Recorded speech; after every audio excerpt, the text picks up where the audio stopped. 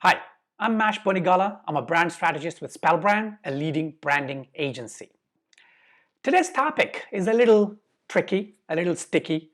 I've been noticing this, for years and years and years, and a lot of people have tried to tackle it. A lot of people have written about it, and I think I'd also written an article ages ago about this topic, which is why should you spend money on your brand or branding or design or strategy?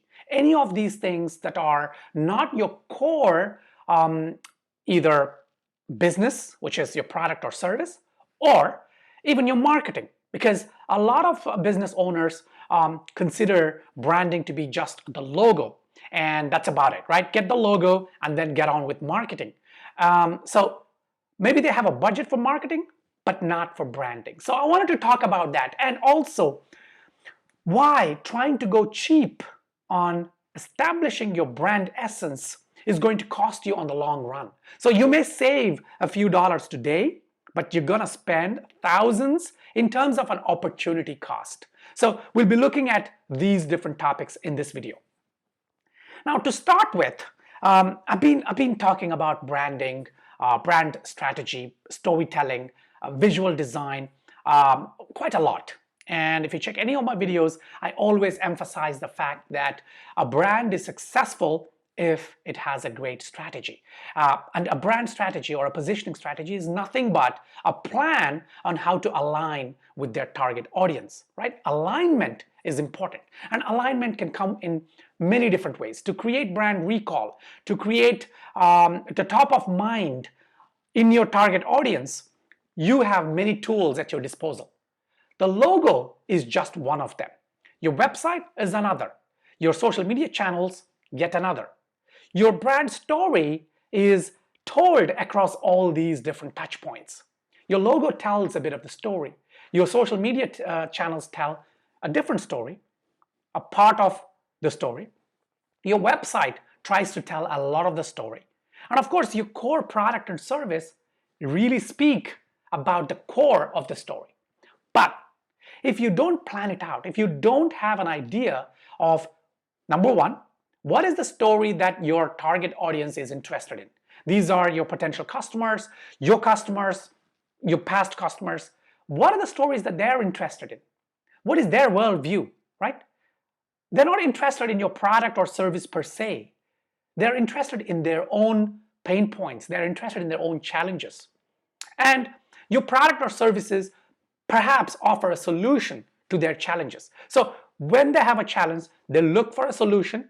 And when there are many brands offering solutions to that particular challenge or pain point, then they seek out and go with the one that they feel most comfortable with. Now, when you say most comfortable with, that means the comfort comes from trust, understanding, and a belief that this solution can solve their pain point, right? So your storytelling, your brand's job, your marketing, your branding, everything, their job is to make sure that you tell a story so that your target audience, first of all, gains trust. That means they understand your brand and they say, okay, this is a brand that I know, right? Next, that your brand is the one that's going to solve their problems or issues or challenges. That means your product or service. But before your product or service comes your brand. So they must have this connection with your brand so that then they say, okay, I think I will go with this solution rather than another one. To do all that, you need to pay attention and invest in building a robust brand. When you're starting out a business or when you're rebranding or whatever level you're at, and you sit down and think and say, okay, let's take two different scenarios. The first scenario is an established brand, right? So you've been around a few years in business and you already have an identity, you have a logo, you have a website, you have all these things. Then you think, okay, 2020, maybe it's time to rebrand. Maybe a friend, maybe a colleague, maybe a customer pointed out that, hey, your logo looks dated or your branding looks a little dated. So you sit down and you're thinking, I need to rebrand. Okay, let's just change the logo, right? So you go online, you search, and you may search for the lowest kind of priced service. That's because you don't have a kind of a benchmark in terms of what you're looking for, right? So price is the easiest to understand. Let's say you walk into a supermarket, right? Or a wine shop, and you want to buy a bottle of wine. Friends are coming over for dinner, and you know that they prefer wine, or maybe you yourself would prefer wine. You go in there and you're looking at the bottles on the shelf. What is the first thing that really pops at you? It's the pricing, right? Okay, if you look at it technically, then yeah, red or white, and then they may have countries of France, Italy, Napa Valley, all these things. But what I'm really saying is that at the end of the day, unless you know about wine and you have previous knowledge of the different kinds of grapes, the different regions where wine is made, and their history, whatever, or at least you have an experience drinking wine, selecting wine, so on and so forth. Typically, you would make your decision based on price, and you would do it for years and years if something doesn't change. Just like that, when as a business owner, and I'm saying you, is that as a business owner, if you don't really understand the levels of branding and what really branding is about and why it is important and what storytelling is, then you're going to look at the price point and you're going to say, well, I've got here a designer A, designer B.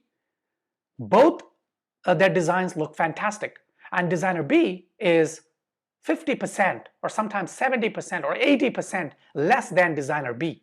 So I would rather pick designer B. Now, that's a great way to think, and there's nothing wrong with that. At least it used to be. But the world has changed. Design community has become oversaturated, which means that there are more designers per square mile than businesses. Okay, maybe a wrong metric, but you get the point, right? What I'm trying to say is that the design landscape is crowded. It is, every single day, more and more new designers are entering the field. And with platforms where you could do crowdsourcing, so people just post a business concept or a requirement, and designers pitch in or bid for that job. Now, such platforms may sound like a great idea. So you go there, you put your project in, and you say, okay, mine is a financial institution, and we've had our logo for 10 years, 15 years, 20 years. And we feel that it is time to upgrade or refresh our logo, a new one. And we want to look modern, blah, blah, blah. Now, what happens there? A whole bunch of designers will notice your job description, right? And these platforms proudly say that they have 500,000 designers, a million, so on and so forth, from all around the world. And people look at that and they then pitch in, they bid. Now, during bid, of course, it's going to be very difficult for you to pick, because these days, because of the way technology is, because of stock websites selling graphic design elements, even a less than skilled designer can purchase these assets, put them together to create nice designs. Of course, those designs cannot be used as logos because you cannot own a copyright on them, and they can be used elsewhere. Okay, we'll get to that in just a second. So they would have a portfolio that has the best of their work, and rating is important, of course. You read the rating. But the fact of the matter is, you're still making an arbitrary decision, and you will usually go with the one that bids the lowest, right? So if you say $500 for your project, and then there's someone who bids at $400, you're going to go with that, right? Typically. So these guys, the designers, the design community, has to bid on more and more projects to be able to score on some of them, to be able to have a continuous stream of projects to work on so that they can pay their bills at the end of the month, right? So they are facing a challenge. They need to be pitching and bidding for whatever project that comes on that platform with the hopes of winning a bid. And they would be spending a lot of their time doing this. When they do have a project, would you blame them if they bid the lowest and for a design project, a logo project, let's just talk about logos for a moment. For a logo project that would typically take, I don't know, 60, 70 hours of work, which would cost maybe, in terms of manpower, if you calculate it, maybe it's going to cost, I don't know, $600-700 at the very least. Even for a freelancer who doesn't have to run a studio, who doesn't, he has very minimal kind of expenses, still it would cost him, forget the profit, cost him his time, $600-700. For a project like that, if you set your budget at 500 and the designer accepts that project at 500, they're already cutting themselves short, right? So would you blame them for not spending a lot of time trying to understand your brand, trying to understand your target audience, trying to understand what is this client trying to communicate? What could be the story here? Now, you may not mention a story. Maybe you don't have an idea of the story that needs to be told because you've been in business for a long time. You think that there is a story. Maybe there is, maybe there isn't, right? But the designer cannot take the time to discover. So there's no discovery phase. What about research? Typically, research in terms of logos or branding has to include target audience research, their worldview, what kind of people, what are they interested in, what do they respond to, things like that. Competitive research, what else is happening in that market segment, how are people branding, and so on and so forth. Now, would they have the time to do that? Okay, next comes the design process. Original design takes a long time because you got to be sitting down, thinking through all that. So you've gone through the discovery, you've gone through the research, now you're thinking through the elements that can go into this. Do I design something that has the initials, right? Or because this is a financial institution, do I just go online, search for cliched things, pillars, or I don't know, scales, I don't know, whatever, right? Yeah, I mean, I've been running a design agency, a branding agency for a long time, and yet I cannot tell you what the cliched icons are for a financial institution because we never think like that. But anyway, so then either getting something from a stock website and putting together with your name, or using a software, a design software that you can type out your name, pick an icon, and then either that or, okay, even if they do a little bit of original design, so they open up Illustrator, they start pulling shapes together, and if it's a skilled designer, then fairly quickly they will put something together.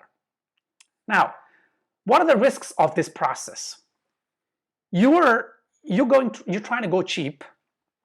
Therefore, the designer has no choice but to cut corners in terms of the discovery, the research, and things like that. And finally, you get a logo that, number one, cannot be guaranteed that is unique, which means that someone down the line could knock on your door with a copyright infringement, right? A trademark infringement. Or somebody else could use a similar icon as yours because it was taken from a stock website, and now there is confusion in the market. You're not unique anymore. And so from the many different things that you could be exposed to by going cheap. Story, of course, if your logo is not communicating what it is supposed to, it may look pretty, but prettiness is not the only thing. It's not the only criteria for a logo or for a branding kind of touch point, right? It has to tell a story. So the opportunity cost of trying to save, as opposed to, let's say you found a designer who has some design skills, has experience, has an understanding of branding, and you paid them, let's say, $1,500 or even $2,000. So 4 times more than what you thought you could spend on it. Now, what does $2,000 mean, right? For a business. If you're a one man, one woman kind of business, you're just starting out, yes, $2,000 is a lot of money. And if you're selling a product or a service that is $600, $700, or even $500 a pop, then you're looking at 4 clients to, you need 4 clients to get that money to pay for your logo. But think of it from a different perspective, right? It is an investment. It's an investment in a tool. It's like, let's say you're going for an interview, right? And you need this job. This job is your dream job. It's your ideal job. And you've gone through the different phases. You got a telephonic interview, then you had a video call with an HR team member, and now you've been invited to an interview with the top kind of, maybe the HR head or the VP or maybe even the CEO of that company, right? Now, do you think it's worth investing a little bit in a good presentable look, right? Would you go, maybe if you're a guy, you go and get a haircut, maybe trim a little bit. If you're a gal, you go and get your hair done a little bit. Just saying, right? Maybe get the nails done, not in an exotic way, but just neat and nice, trimmed. And if you're a guy and you don't have a great wardrobe, what about going down and getting, unless we're still talking about the financial institution, financial sector, for example, right? How about going and getting a decent blazer or a suit, even better, right? And if you have to spend maybe $500, $1,000 on looking the part when you turn up for this interview, do you think it's worth it in the long term, right? Of course, if you're really struggling and you got $10 in your pocket, then yeah, forget about what I'm saying. Okay, this video is not about that. This video is to brand owners and entrepreneurs who may have gone for a holiday or a vacation, a few months back, or have something planned out, who may have, pimped got some beautiful wheels on their car, or who just bought an LED TV recently for their living room, 85-inch. So I'm talking about people who have that kind of investment, but don't want to spend it because they don't understand that they need to spend on branding and logo design. Now, what about if you're starting fresh, right? If you're starting a fresh new business or brand, what about that? It's even more important, because the way your brand looks and feels and sounds is critical in gaining business. If you think, you know what, I will not spend more than $500. I don't care about brand strategy and all that, because look, I know my product, I know my service, and I know people, they want it. I'm just going to go, I'm going to have this logo, a half decent website, and then I'll just go on social media, and you know what, I'm going to get my clients. If you do and you succeed, kudos to you. Fantastic. You're 1 in a million, or maybe even a billion. But typically, the reality of the situation is that even if your product or service is a completely required one, right? If people need it, you still have to compete. You still have to go through the journey with the buyer. You need to gain that trust. You need to do all these things. Imagine you save $1,500 today. So instead of spending $2,000 on a good, robust brand identity, primary mark, secondary mark, a color palette, an official brand pattern, things like that, you just got a logo for $500 and on, some kind of a online crowdsourcing platform, or even a freelancer, for example. And I got nothing against freelancers. That's not what I'm saying.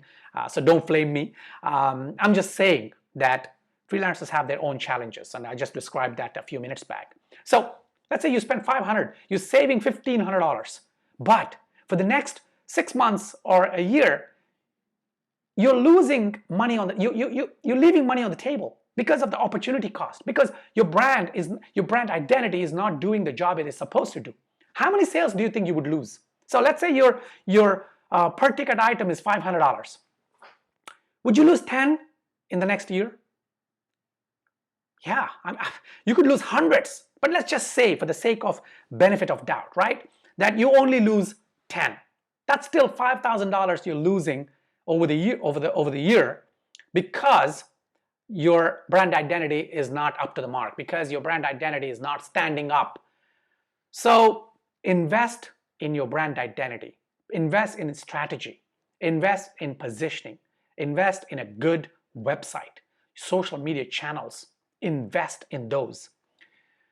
Don't try to go cheap on brand identities and things like that, and try and save money there and then spend money on an office party or a launch party or celebratory dinner or all those things. Cut all those, at least initially, if you're strapped for cash, if you're starting this business out with your credit card and you don't want to take on debt. Fantastic. Kudos to you. Yeah, debt is a bad thing. But if invested properly, it could, anyway, that's a whole different topic. I'll do a separate video on that. But invest on this first step because it'll pay back, multiple fold, right? Okay, that's my rant for the day. And this video was motivated because I do keep seeing questions on why is this so expensive? Why is creating somebody else can do it for $200. Why are you asking for $2,000? Or why are you asking for $5,000? For the financial sector, yeah, we in our agency, we charge anywhere from $5,000 to $15,000 just for a logo and secondary and things like that. And somebody might say, why? That's because I've described in the video, so let me just, I know I've crossed the 20-minute mark, so I'll try and wrap this up quickly. It's because you need that. You need the experience, you need the discovery, you need the research, you need a lot more things than just putting pencil to paper and designing. It's not just about prettiness. It's about a wholesome kind of strategy that needs to come with your brand identity. All right? So I hope you found this video useful. If you have any questions or you think I'm wrong, just leave a comment below and I will respond to you, or hit me up on Twitter. I've written a few articles on these topics, especially brand strategy and all, on our website, spellbrand.com. Go check it out. And yeah, till my next video, take care and prosper.